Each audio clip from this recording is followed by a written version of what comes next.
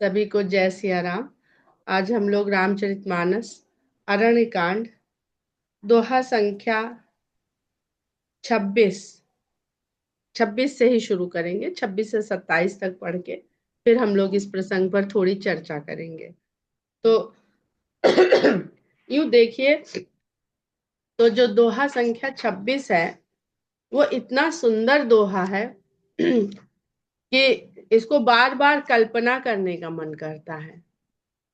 और इसमें एक निशाचर के मन के भाव इतने सुंदर हैं कि उसकी कल्पना करने का मन करता है। और ये भाव कैसे बदला, क्यों बदला और बदला तो उसका परिणाम क्या हुआ, यही सब इस प्रसंग में हम लोग अनुभव करने का प्रयास करेंगे।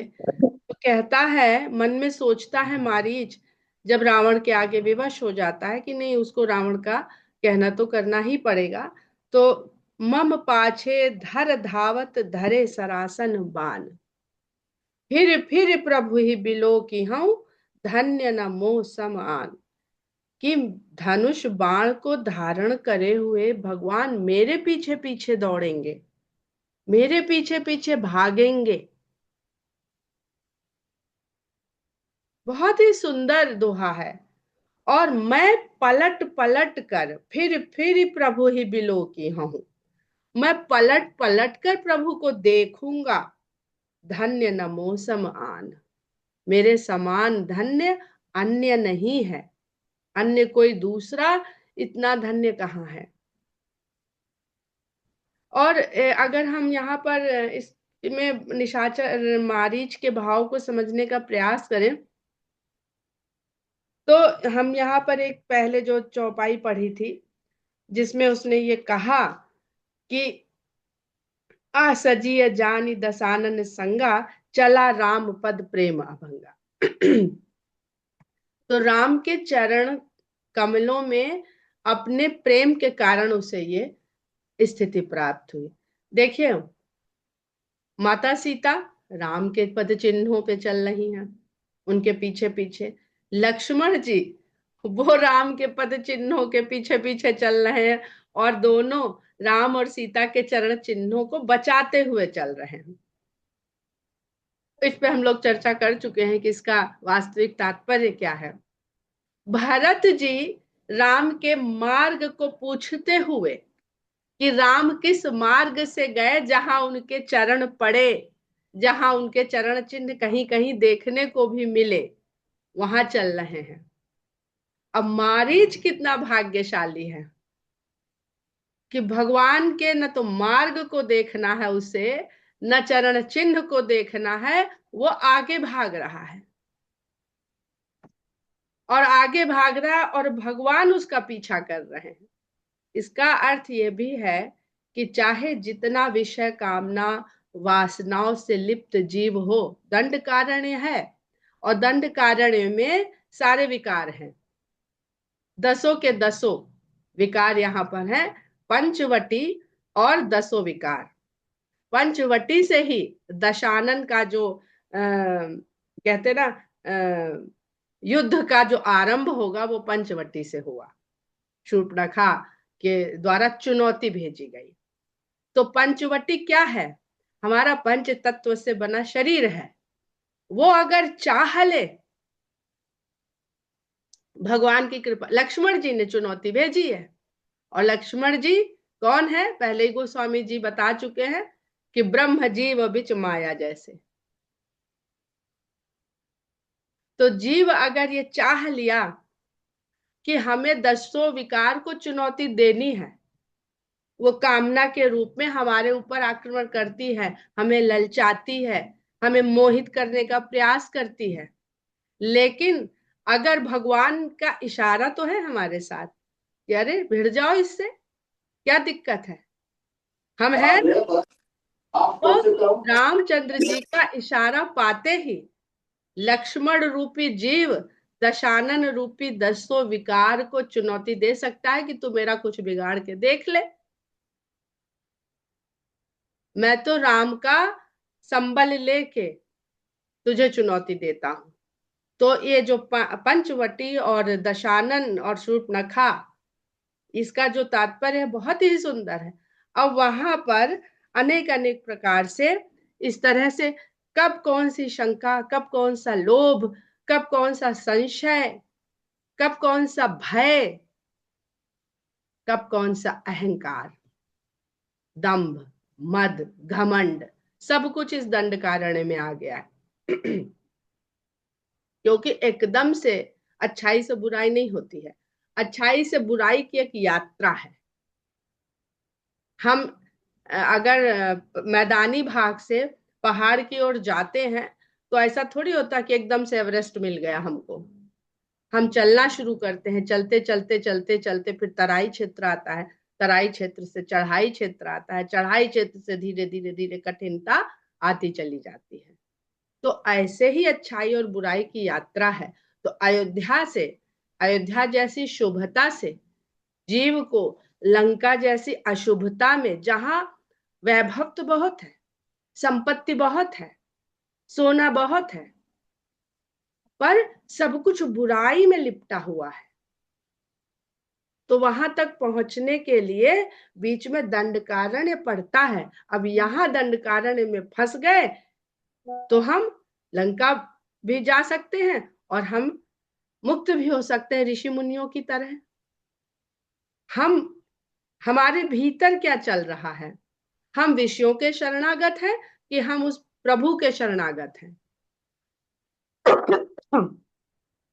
तो इसलिए वो बड़ा ही प्रसन्न है कि अरे हम तो विषयों के शरणागत हैं, हम तो विकारों से घिरे हुए निशाचर हैं, जिसका सदा जिस ऐसा जीव जिसका विचरण सदा अज्ञान रूपी अंधकार के बीच होता है, उसको भी ये अवसर भगवान दे रहे हैं कि वो स्वयं चले आए हैं हमारा कल्याण करने के लिए, और न स्वयं चले आए हैं, हमें दौड़ा रहे हैं, पीछे पीछे भाग रहे हैं कि तुझे इन विकारों से, इन दोषों से मुक्त मैं करूंगा। और धनुष बाण लेकर के, जब भी गोस्वामी जी कहीं लिखते हैं तो यही लिखते हैं ना कि अनुज जानकी सहित और धनुष बाण सहित आप हमारे हृदय में विराजमान रहे, ताकि हमको ये संतोष रहे कि कोई विकार रूपी, दोष रूपी निशाचर हमारे ऊपर हमला करेगा तो आप तुरंत शरसंधान करके उसका नाश कर देंगे। और यहाँ तो वो साक्षात निशाचर है, तो उसके पीछे भगवान धनुष बाण लेकर के दौड़ रहे हैं। तही बन निकट दसानन गयऊ, तब मारीच कपट मृग भयऊ, अति विचित्र कछु बरन न जाई, कनक देह मनि रचित बनाई। इसका हम लोग कल पूरा अर्थ समझ चुके हैं। सीता परम रुचिर मृग देखा, अंग अंग सुमनोहर बेखा, सुनहु देव रघुबीर कृपाला, एहि मृग कर अति सुंदर छाला, सत्य संध प्रभु बधि करिए ही, आनहु चर्म कहति भय देही। वो न तो विकार को देख रही है, न जीव को देख रही है। अब माया, अब ये जो भगवान राम ने कहा था ना कि आप अग्नि में चली जाइए और अपनी माया रूपी छाया को यहाँ छोड़ दीजिए, तो जो सत्य सीता है उसको भला क्या मोह होएगा, वो क्या आकर्षित होएगी, वो तो स्वयं वही कुछ है। तो वो उसको अब दिखाना है। तो इस संसार में जो उसकी छायाएं हैं, जितनी भी छायाएं हैं, वो कैसे मोहित हो जाती हैं स्वर्ण को देख करके, ऊपरी आवरण को देख करके। उनको ना तो उसके भीतर का वो भाव दिख रहा है कि चला राम पद प्रेम अभंगा, और ना तो ये भाव दिख रहा है कि अरे भीतर से तो बहुत विभत्स है, निशाचर है, राक्षस है, विकार से भरा हुआ है। तो यही तात्पर्य है कि अब आप जो स्वयं है वैसी एक्टिंग मत करिएगा, अब आप वैसी एक्टिंग करिएगा जैसी एक सांसारिक स्त्री करती है।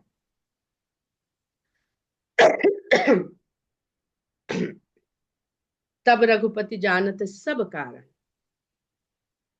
कारण तो वो जान रहे हैं कि ये कह जो रही है वो है थोड़ी उनको मोह और लोभ, लेकिन उठे हरसि सुर काज सवार, भगवान उठे देवताओं का कार्य सिद्ध करने के लिए।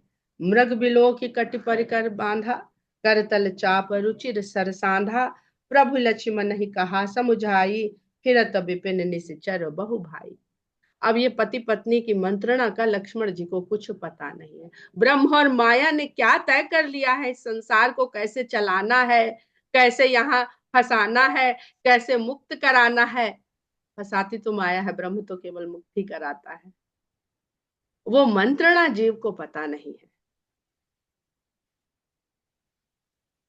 तो लक्ष्मण जी को समझा के कहते हैं कि हे भाई देखो, अब तुम्हारी भाभी जो है पहली बार जब से विवाह हुआ है आज तक कुछ मांगा नहीं, वन भी चली आई सब त्याग के, अपने पिता का भवन, अपने ससुर का भवन सब त्याग करके ऐसे चली आई कि इसको तो कुछ चाहिए ही नहीं।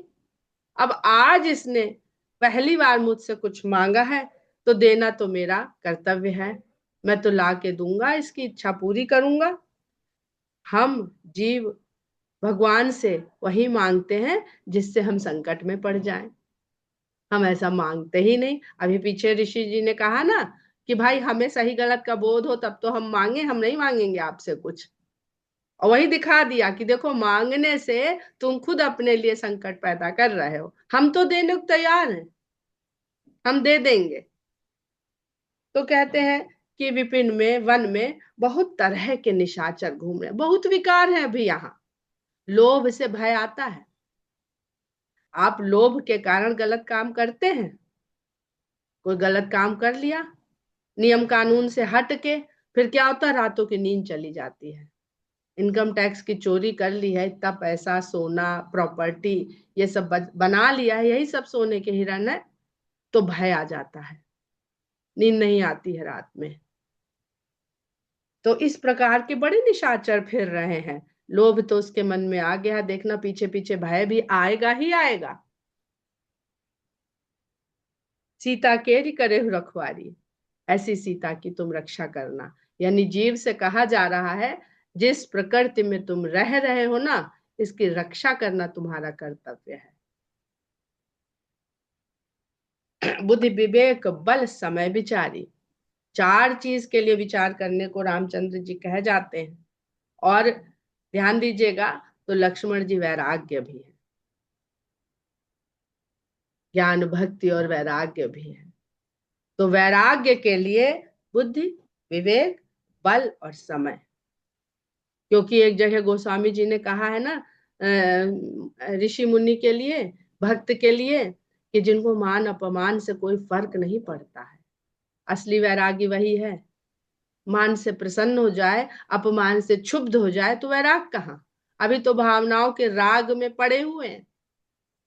तो भगवान उनको भी समझा के जा रहे हैं, वो किसी का पक्षपात नहीं ले रहे हैं। जो जिस रूप में, जिस भाव में, जिस प्रतीक में संसार में है उसको वैसी ही शिक्षा दे रहे हैं। तो प्रभु ही बिलो की चला मृग भाजी, धाय राम सरासन साजी। मृग ने देख लिया कि भगवान अब सबको निर्देश दे करके मेरी ओर आ रहे हैं। तो देखा जब उसने कि मेरी ओर आ रहे हैं, तब वो भागा और राम उसके पीछे धनुष बाण लेकर के दौड़ पड़े। निगम नेति शिव ध्यान न पावा, माया मृग पाछे सो धावा। जिस ब्रह्म का ध्यान शंकर भगवान लगाते हैं और पूर्ण रूप से जान नहीं पाते हैं, तो प्रेम में डूब के वहीं से छोड़ देते हैं। और वेद निगम नेति, अब देखिए निगम कह रहे हैं, आगम वो है जो ध्यान के द्वारा आपने जिस ज्ञान को पा लिया, पर उसको आप कह तो नहीं सकते। ये ऐसा ज्ञान है जो अनुभव होता है खाली, ये शब्दों और भाषा का ज्ञान नहीं है। ब्रह्म का ज्ञान है, ईश्वर का ज्ञान है। ये अनुभव तो हो गया, पर इसका निगम नहीं, इसको कहा नहीं जा सकता। निगम नेति, कह कह के भी निगम नेति कह देता है। और वो माया मृग के पीछे भाग रहा है। कबहू निकट पुनि दूरी पर आई, कबहू क प्रगट ही कबहू छपाई। और ये मृग, ये संसार की जो हमारी विषय कामनाएं हैं, जो मृग के रूप में कभी दिखती हैं, कभी छुप जाती हैं। कभी लगता है हाँ हाँ हाँ हमने पा लिया पा लिया पा लिया, और कभी लिस्ट निकली तो भाई हमारा प्रमोशन तो नहीं हुआ, इसमें हमारा नाम नहीं है। तो इसी तरह से वो मृग कभी पास आता है, कभी दूर चला जाता है, कभी लगता है सामने है और कभी छुप जाता है, ताकि मनुष्य उसके पीछे पीछे दौड़ता रहे। अगर एकदम ही गायब हो जाएगा तो दौड़ना छोड़ देगा कि छोड़ो कौन जाए, है नहीं लगता है। इस प्रसंग को प्रताप भानु के आखेट से मृग्या से जरूर आप लोग कंपेयर करके पढ़िएगा। एक बार फिर बालकांड में जाइएगा और प्रताप भानु का प्रसंग पढ़िएगा और पुनः भगवान राम का प्रसंग पढ़िएगा। प्रगटत दूरत करत छल भूरी, यही विधि प्रभु ही गयो लय दूरी। कभी छुपता हुआ, कभी प्रकट होता हुआ और हर प्रकार का छल करता हुआ वो प्रभु को वहां से दूर ले गया। अब माता सीता भक्ति के रूप में है, लक्ष्मण जी वैराग्य के रूप में है, और भक्ति को इच्छा क्या हो गई, स्वर्ण मृग की, तो ब्रह्म छूट गया, दूर चला गया। भक्ति को जब तक ये था कि नहीं आपकी चरण सेवा करनी है, आपके संग रहना है, तब तक ब्रह्म उसके साथ साथ है। और जैसे ही भक्ति की इच्छा हो गई कि नहीं स्वर्ण मृग चाहिए, तो ब्रह्म दूर चला गया। फिर से रह गई भक्ति अकेली, खो गई भक्ति संसार में। उसका किसने हरण कर लिया, अहंकार, विकार, दोष, सबने उसका भक्ति हरण हो गई।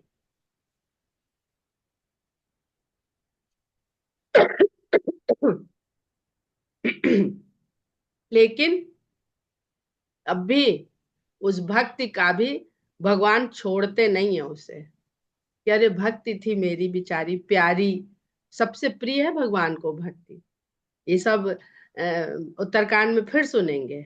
तो अगर भटक गई है तो इसका दोष नहीं है, दंडक वन है, ये दंडक वन की विशेषता है कि यहाँ आपस में लोग बिछड़ जाते हैं। शंकर भगवान से सती बिछड़ गई, राम से सीता बिछड़ गई। तब तक राम कठिन सर मारा, धरनी परे करी घोर पुकारा। जब वो जैसे ही बहुत दूर लेके चला गया और जब राम ने उसको देखा तो एक बड़े कठिन बाण से संधान किया और उस बाण के लगते ही धरती पर गिर पड़ा और घनघोर आवाज में उसने पुकार करी, लक्ष्मण कर प्रथम ही लय नामा, पाछे सुमेरे से मन मोहु रामा।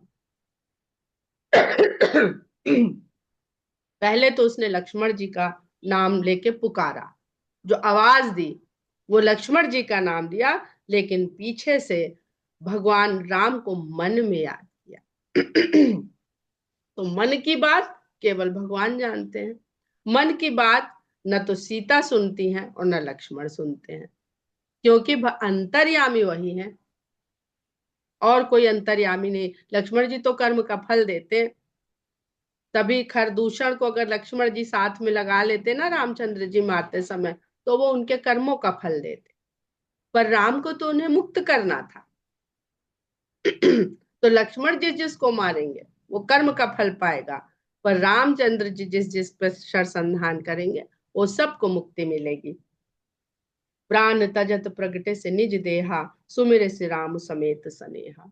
और राम के नाम का स्मरण करते ही प्राण उसने त्यागे, तो प्राण त्यागा तो प्रगटे से निज देहा, अपनी जो वास्तविक शरीर था, निशाचर का शरीर, वो प्रकट हो गया। फिर उसने स्नेह के साथ राम का स्मरण किया। अंतर प्रेम तासु पहचाना, मुनि दुर्लभ गति दीन सुजाना।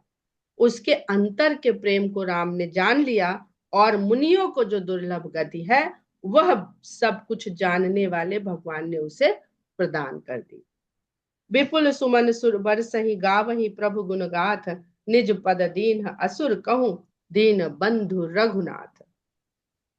देवता लोग आसमान से बहुत सारे पुष्पों की वर्षा करके भगवान के गुणों की गाथा गाने लगे, और भगवान ने उस राक्षस को भी, असुर को भी, देखे सुर और असुर दोनों शब्द ले रहे हैं गोस्वामी जी, कि सुर तो पुष्पों की वर्षा कर रहे हैं और असुर को भगवान दीनों के बंधु भगवान राम ने अपना पद प्रदान कर दिया, जिस पद के लिए रावण, कुंभकर्ण सब जन्म लेकर के आए हुए हैं जो उनसे छूट गया है। तो उनके साथ साथ कितनों को भगवान निज पद प्रदान कर रहे हैं। खल बदि तुरत फिरे रघुबीरा, सोह चाप कर कटितु नीरा। हम लोग यहाँ इसके बाद से कल इसका अध्ययन करेंगे। अभी थोड़ी सी बात कर लेते हैं कि निशाचर क्या है। दंडकारण्य में ऋषि मुनि है, निशाचर है। और शूर्पणखा क्या है, इस निशाचर की जो माता थी वो क्या है, कल भी हम लोगों ने बात करी। तो काम रूप ही निशाचर है। इस संसार में जो काम रूप है वो सब निशाचर है, और उस काम के लिए इच्छा करना कामना है। और कामना ही सबको ताड़ना देती है, यानी कष्ट देती है। यदि कामना छूट जाए तो लाख काम संसार में एग्जिस्ट करता हो, वो किसी को कष्ट नहीं दे सकता है। इसलिए गोस्वामी जी अंत में लिखते हैं कि काम ही नारी प्यारी जिम, कि कामना और काम ये संसार से जाएंगे ही नहीं, तो क्यों ना हे राम तुम ही हमारे लिए काम और तुम ही हमारे लिए कामना बन जाओ। देखिए जो रामचरितमानस है ना, ये काम और राम के युद्ध की ही लड़ाई है। दो ही शत्रु हैं यहाँ, रावण रावण तो सब नाम दे दिया गया है। कहानी बन जाएगी तो समझना आसान हो जाएगा। लेकिन जो युद्ध है, जिससे रक्षा होनी है, वो है काम, और जो रक्षा करेंगे वो है राम। और दोनों के पास धनुष बाण है। कामदेव के पास भी धनुष बाण है और राम के पास भी धनुष बाण है। तो जैसा जिसका शस्त्र होना हो, वैसे ही सामने वाले का शस्त्र होना चाहिए, तभी द्वंद्व युद्ध होता है। उसके बाद हम लोगों ने कल समझा था कि ताड़का कामना का स्वरूप होते हुए भी एक ऐसी कामना है जो सदा बुराई की ओर आगे बढ़ती रहती है। और बुराई में उसके साथ साथ फिर चले आते हैं दुख और दोष। बुराई दोष होंगे तभी तो बुराई होगी, बुराई से ही दोष रूपी पुत्र उपजते हैं, और उससे दुख रूपी पुत्र प्राप्त होते हैं, दुख की प्राप्ति होती है। अब यहाँ पर मारीच में बड़े दोष हैं। पहले भी हम लोगों ने इस पर चर्चा करी है कि गुण और दोष कुछ है नहीं भगवान के भीतर। जब भगवान निर्गुण स्वरूप में है तो वहां गुण दोष सब है, लेकिन उनको व्याप्त नहीं होता है। उनके भीतर वो रिएक्शन नहीं करता है, इसलिए निर्गुण है। पर बहुत समझने वाली बात है, उत्तरकांड में गोस्वामी जी इसको थोड़ा अच्छे से उन्होंने कहा है कि ब्रह्म से जब जीव अलग होता है ना, अलग होता है, जीव बनता है तो अलग हो जाता है। लक्ष्मण जी इसीलिए छोड़ ही नहीं रहे कि ना ना, हम न छोड़ने वाले तुम्हें। तो जब अलग होता है तो विषय कामनाओं की तरफ आकर्षित होकर विलग हो जाता है, और जब विलग हो जाता है तो यहाँ फंस जाता है और अपने को कष्ट में डाले रहता है। इसलिए ये जो दोष आया संसार में, अलग अलग जीवों में जाकर के मिल गया वो जाके, तो किसने अपनी वृत्ति के अनुसार उस गुण या दोष को रिएक्ट किया इस संसार में। भाई राम भी वीर है तो रावण भी वीर है। एक के लिए वही वीरता गुण है, एक के लिए वही वीरता दोष है। तो क्या वीरता गुण है कि दोष है? लेकिन वो केमिस्ट्री में होता है ना कि जब ये सब्सटेंस इसके साथ मिलाया जाएगा तो ये बन जाएगा, इसके साथ मिलाया जाएगा तो ये बन जाएगा। तो यही रसायन शास्त्र है। राम रसायन तुम्हारे पासा,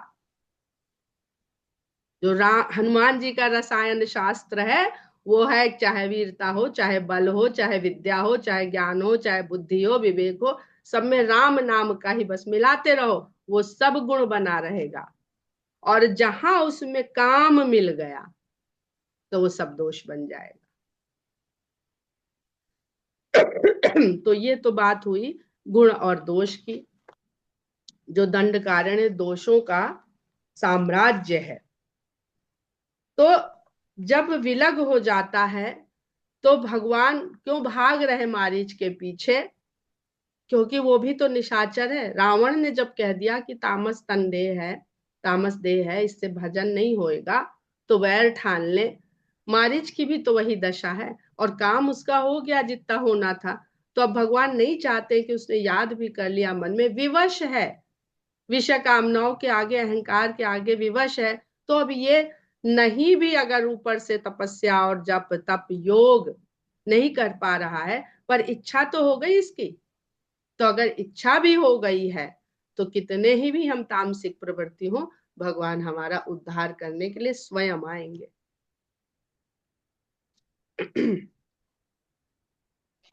ऐसा ही बिल्कुल रावण के साथ भी होगा।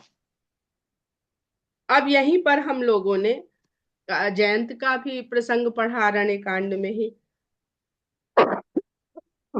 और जैन के पीछे भगवान का, कल भी हम लोगों ने कहा था, पढ़ा था कि जैन के पीछे भगवान का सीख के रूप में फेंका हुआ बाण पीछा करता है, और मारीच के पीछे भगवान स्वयं धनुष बाण लेके पीछा कर रहे हैं, और कागभूषुंडी के पीछे भगवान के कर कमल है। तो कल्याण सब में है। भगवान के चरण मिल जाए, धन भगवान का बाण मिल जाए, भगवान का तिनका मिल जाए, मतलब भगवान की दृष्टि हो गई आपकी तरफ तो कल्याण है। लेकिन जीव की दृष्टि तो भगवान की तरफ होती नहीं, सीता की तरफ होती है। और सीता की तरफ होके भी कैसी होती है? कामुक लोलुप। तो जब कामुक और लोलुप दृष्टि होती है, तो ज्ञान की दृष्टि अपने आप हर जाती है। अब यहाँ पर फिर वैसे ही समझ लीजिए कि सीता को लोभ हुआ, तो अगर वो ज्ञान भक्ति वैराग्य है तो लोभ हुआ तो ज्ञान हर गया, और भक्ति है तो स्वर्ण की इच्छा हो गई, भगवान की इच्छा छूट गई। यानी एक साथ दो इच्छाएं तो हो नहीं सकती। परमहंस जी कहते हैं ना कि कामिनी और कंचन का साथ है तो वैराग्य और सन्यास बहुत दूर है, संभव ही नहीं है। तो वही यहाँ पर भी है, सीधी सीधी बात में, कि ज्ञान छूट गया। ज्ञान रहेगा पास में तो अरे हमको नहीं चाहिए, हम क्या करेंगे इतना। और देखिए मजे की बात क्या, उन्होंने तो एक सोने की चर्म मांगा, भगवान ने कहा कि तुमको सोने से प्रेम हो गया है, लो सोने के लंकम पहुंचा दिया। कोई प्रयास नहीं करने पड़ा, लेके चला गया सोने की लंका। अब लो कितना सोना चाहिए तुम्हें, खाली छाल चाहिए थी कि उसका आसन बनाओगी, तो वहां जाके तड़प रही हैं, नहीं हमें तो राम चाहिए, अब सोना नहीं चाहिए। तो यही है सांसारिक विषय कामनाएं। हम भागते उनके पीछे, जब मिल जाती तो सुकून नहीं रहता है, तो हम कहते अरे बेकार मांग लिया, ये क्या मांग लिया हमने, हमको ये नहीं चाहिए। तो इसी तरह से बड़े सुंदर सुंदर प्रसंग हैं। जितना हम लोग पढ़ेंगे, जितना हम लोग समझेंगे, उतना ही आनंद आएगा, उतना ही कुछ नई बात सीखने समझने को मिलेगी। जय सिया राम। जय सिया।